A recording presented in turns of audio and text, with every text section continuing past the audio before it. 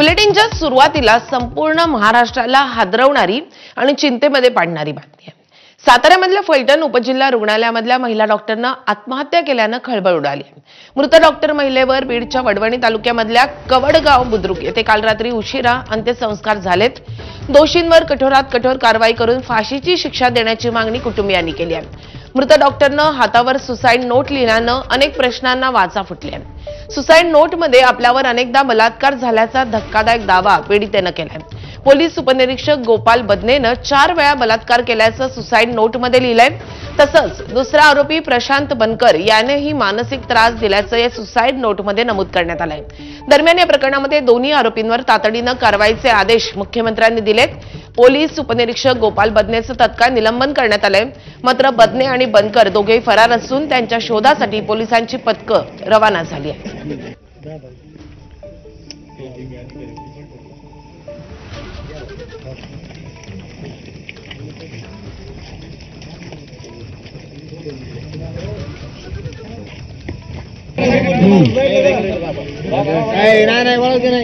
तर काल बीडमध्ये या तरुणीवर अंत्यसंस्कार करण्यात आलेले आहेत आणि तिच्या मृत्यूला जबाबदार असणाऱ्यांना कठोरात कठोर शिक्षा मिळावी, त्यांना फाशीची शिक्षा द्यावी अशी मागणी आता या तरुणीच्या कुटुंबियांनी केली आहे।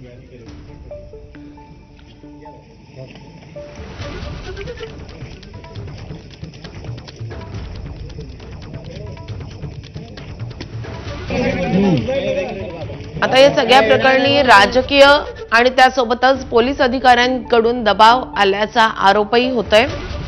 हे दोन्ही आरोपी सध्या फरार आहेत। पोलीस त्यांचा शोध घेत आहेत। पोलिसांची पथकं त्यांना अटक करण्यासाठी रवाना झाली आहेत।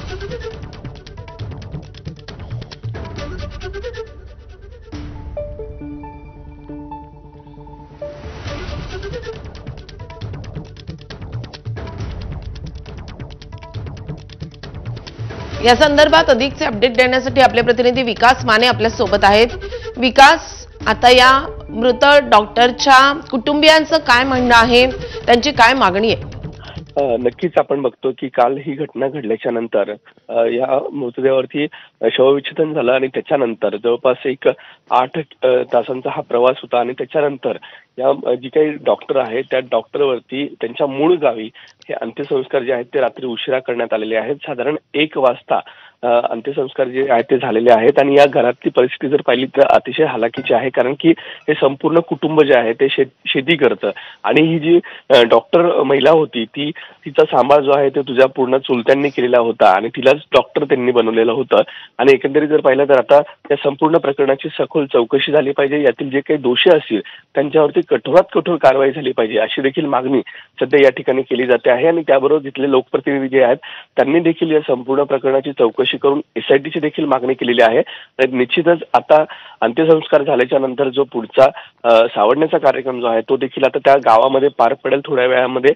आणि मात्र सध्या या गावामध्ये शोककळा जी आहे ती देखील पसरल्याचं पाहायला मिळतंय। रात्री उशिरा या महिला डॉक्टरवरती अंत्यसंस्कार झालेले आहेत।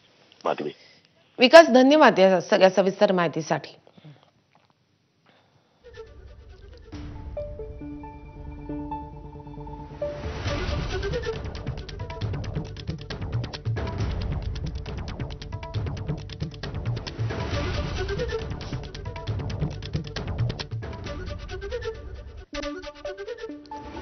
दरम्यान मयत डॉक्टर महिलेचं शेवटचं बोलणं हे